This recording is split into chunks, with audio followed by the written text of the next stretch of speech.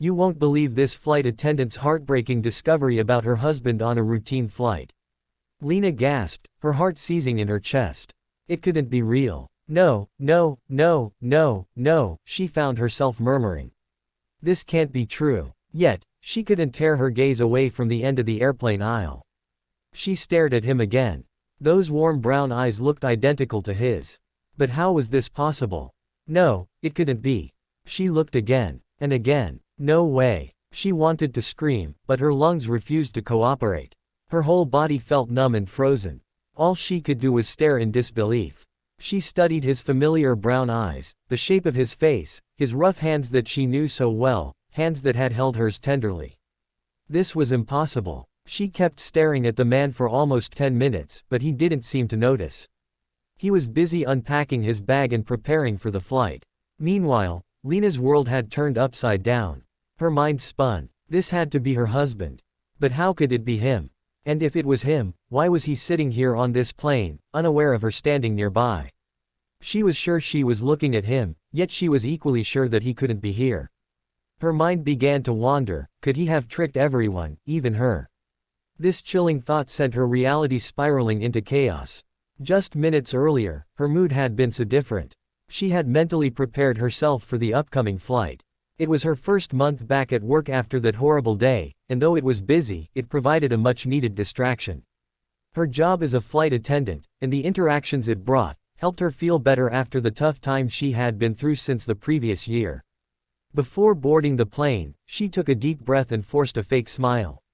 She had told herself that if she kept pretending to be happy, eventually her body would believe it too. So she briskly stowed away luggage and inspected overhead compartments, comfortably slipping into her familiar routine.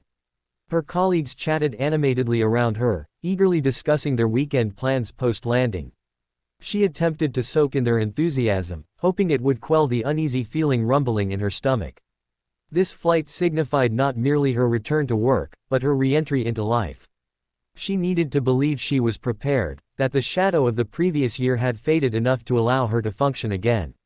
But then, just as the plane was preparing for boarding, she spotted him. It was as though her heart had abruptly ceased to beat. Her body became a statue and a deafening silence enveloped her world. What on earth? Lena's heart hammered wildly in her chest as she gaped at the man seated at the end of the aisle. Her body froze, and all she could do was stare at the man in seat 37A. What on earth was he doing there? This couldn't be possible. Her heart raced, and she stammered, "This can't be happening, this can't be true." Suddenly, she was completely lost in the moment, forgetting everything around her. Her coworkers, the other passengers, and the preparations for boarding all faded from her mind. She could only stare at him. He had the same warm hazel eyes, the same chestnut hair, and even his mannerisms were identical. Her pulse quickened as she continued to stare. But it couldn't be real, right? This had to be some kind of cruel illusion. She stared at him again, still unable to believe it. What was happening? Was this some kind of sick prank? Every detail of his face mirrored that of his. But it couldn't be him.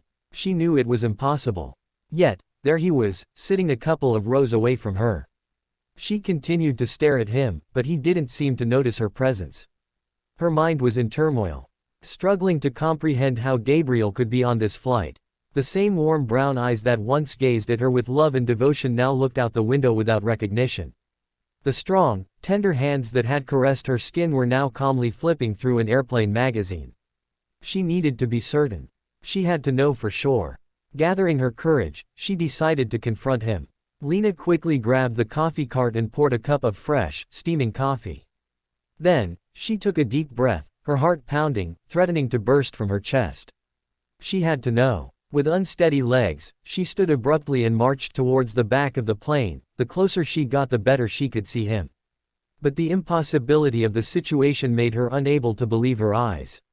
"I apologize for the delay, sir," she began speaking, but her words froze in her throat. He looked up, and their eyes met. The cup slipped from her grasp, splashing coffee everywhere as it dropped to the floor. Her dress was completely ruined, but she didn't even notice. All she could do was stare at him. Lena's mind reeled, unable to comprehend how Gabriel could be on this flight, alive and well. She had been there when his coffin was lowered into the earth. She had mourned his death every day since, falling into an absolute mess. For months, she couldn't sleep, eat, or even shower properly. Yet here he sat, not even an arm's length away.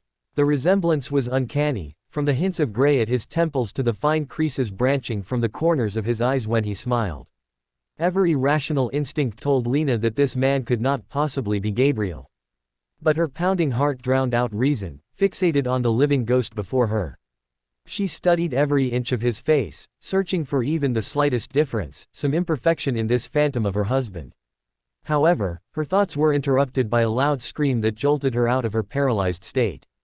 The man, her Gabriel, started screaming at her. "What the heck is wrong with you? Are you out of your mind?" he shouted. Lena blinked in confusion. What? Was this the way he greeted her? What was going on? Lena stood rooted to the floor. This couldn't be true. It must be a dream.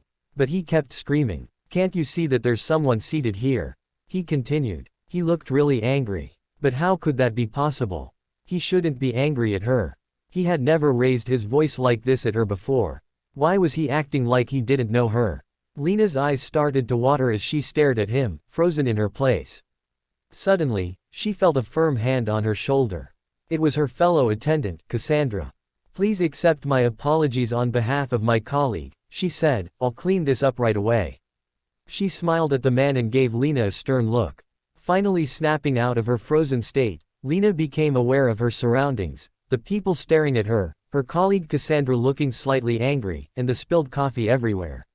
She felt embarrassed, confused, and hurt, a whirlwind of emotions crashing over her. All she knew was that she needed to get out of there. So she quickly squeezed herself down the aisle and, without saying anything, hurried back to the galley. There, she could finally breathe again. It didn't take long before the quietness of her mind got interrupted by the loud yelling of her colleague, Cassandra. What was that? She glared angrily at Lena. "This is why I warned you not to come back to work so soon, Lena. You need rest, you're not ready to work." Lena's mind was racing. Her colleague had already warned her about not being ready to work again after Gabriel's death. She had been stubborn, insisting that she was fine and ready to return to work. But now, she had seen her late husband, or at least someone who looked exactly like him. She was so convinced, but what if it was all a lie? What if it wasn't true? Doubt and confusion clouded her mind, leaving her heart in turmoil. Lena had lost her husband, Gabriel, to a heart attack almost 6 months ago. He had been the love of her life since high school, and they had always been each other's firsts. Gabriel was the first to break her heart, but he was also the first to pick it back up again. After a while, they decided to take their relationship to another level and promised to be with each other forever. "One day, I will marry you, Lena Marie Clarkson," he had said, lovingly stroking a strand of her hair behind her ear at the high school dance. And he did. 8 years later, they got married, vowing to be there for each other until death do them part. Never in a million years would Lena have expected death to arrive so quickly. After just 10 years of marriage, Gabriel unexpectedly suffered a heart attack and passed away. It all happened so quickly that sometimes it still felt like a dream to Lena. One day, she was happily married, and the next, she was all alone, grieving the death of her husband. Lena was plunged into despair after his death. She found herself alone and without children. Refusing to accept her new reality, she practically isolated herself from the rest of the world. But as time passed, she realized she couldn't continue like this. One day, when she looked at herself in the mirror, she barely recognized the person staring back. The loss had taken its toll, turning her from a cheerful young woman into a frail, older-looking version of herself, deprived of care and love. At that point, she made the decision to return to her job and start anew. However, she had never expected that exactly 6 months after saying goodbye to her husband, this would happen. She still couldn't believe it. It brought back painful memories of losing her beloved better half, Gabriel. "Hello, can't you hear me?" Cassandra grabbed Lena's shoulders and shook her, trying to bring her back to the present and interrupt her thoughts. Lena was confused and looked at Cassandra's serious face. "What?" she asked. "He wants to talk to you," Cassandra repeated firmly. Who wants to talk to me?" Lena asked, bewildered. And then, before she even pointed her finger, Lena already knew. It was him. He wanted to talk. Lena didn't understand what was going on, but she decided to go for it. She wanted answers more than anything, and maybe now she would get them. So, she took a deep breath and steadied herself before approaching him. "Hello, Gabriel," she began, but then stumbled. Sir, I'm sorry." He looked at her, and she continued to speak, rattling off her words. "I'm sorry about the coffee. I was just so surprised to see you." He looked at her with a confused expression, and it dawned on Lena that he didn't recognize her. "Anyways," he started, "I wanted to make sure you're okay." He offered her an apologetic smile. "I was a bit harsh on you earlier and could sense that you were tense. Is everything all right?" he asked. Lena was flabbergasted. How could he possibly say that? Didn't he know who she was? Or didn't he? She felt utterly confused. From the look on his face, it was clear that he didn't know who she was and was just being polite. Was he losing his mind? Or perhaps she was the one losing her mind, and this was a complete stranger who had nothing to do with her late husband. Maybe her mind was playing tricks on her. Lena knew she needed to find out the truth. She needed to get away from this conversation as quickly as possible. "Thank you for your concern, sir," she replied, forcing a polite smile. "I'm all good. Is there anything else I can do for you?" "Oh no, that's all right," he smiled, then reached into his wallet. "Wait a second," he said as he handed her a white business card. "This is my business card. I'm afraid I ruined your dress." He pointed to her coffee-stained skirt. "My secretary will reimburse you." "I apologize once more." "Oh, sir, that's fine, you don't have to," Lena said. "Please, I insist," he persisted. Lena didn't know what was going on, but she knew she needed to get out of there immediately. "Thank you, sir, I really appreciate it," she said, hoping to cut off the conversation quickly and walk away to the back. "Have a nice day," she added as she hurried away. Once back at the back section of the plane, Lena let out a deep breath. She looked down at her hands and noticed that they were shaking. She felt like she had seen a ghost. A ghost with the face of her late husband on it. She had to talk to someone. This was the only way to make sure that she was not losing her mind. And she knew exactly who to talk to. "Cassandra?" she asked nervously. Cassandra turned her head, and the minute she saw the look on Lena's face, she knew something serious was going on. "Talk to me," she said, adopting a nurturing tone as she patted Lena's back. "Tell me I'm not crazy," Lena began, nervously locking eyes with Cassandra. Cassandra looked at her questioningly. "It's okay if it's all too much for you, Lena," she said calmly and softly. "We would all understand if you want to take a couple of extra weeks off, you know," she added. No, that's not it," Lena muttered, opening her locket. Then she took out a photograph, holding it in her hands for a moment before adding, "Doesn't he look like my late husband?" She pointed at the man in seat 37A and then opened her hands to reveal the photograph. Cassandra looked at her with great disbelief. You could tell she was thinking that Lena might be losing her mind. Her mouth fell open a little bit, and then she said, "Look, Lena, that's..." Cassandra had only begun to speak when she glanced at the wrinkled photo in Lena's hand. "Oh my gosh," she gasped, covering her mouth in shock. "That man looks just like your late husband. How is that possible?" "That's what I'm thinking," Lena replied, quietly wondering who the man resembling her husband was. The relief washed over Lena as Cassandra's expression confirmed her recognition of the uncanny resemblance she too had noticed. It wasn't just her imagination, that man truly looked like her late husband. But the reality remained that he couldn't be her husband. She stared at the business card in her hands, the one he had given her. It bore the name, Kevin Jones, in bold letters, indicating that he was the chief executive officer of a staffing and recruitment company. It was a far cry from what her Gabriel had been doing. He had always been passionate about working with people and helping them, which led him to work at a shelter for ex-convicts, assisting them in reintegrating into society as smoothly as possible. This man, Nathan Jones, was clearly not her husband. Unless, Lena thought to herself with a chuckle, he had undergone a drastic transformation and faked his own death to start an entirely new life under a new identity. The idea seemed too far-fetched, but in the midst of her confusion, it brought a moment of humor. "I don't understand," Lena whispered, her voice trembling. "Did I imagine Gabriel's death somehow? Has he been out there this whole time while I mourned him?" Tears welled up in her eyes, threatening to spill over. Cassandra gently squeezed her shoulder, offering comfort. You're overwhelmed, Lena, but there has to be a logical explanation. You need to talk to him. Maybe he knows something that can make sense of this. Before Lena could respond, Jess pushed her back up the aisle. I will go with you, she said reassuringly. Lena was grateful for the support because she had no idea what to do. With a nervous smile, she crouched next to the mystery passenger. She stared at his face, trying to find the words, but no sound came out. All she could do was gaze at the man who was wearing her dead husband's face. Can I help you? He finally said after an awkwardly long silence. Cassandra sensed Lena's hesitation and stepped in. Yes, you can help. We apologize for the intrusion, but I'm afraid you bear an uncanny resemblance to someone important to one of our flight attendants. It's quite shocking. Lena felt herself shrinking, knowing that she was that flight attendant, and he probably already noticed.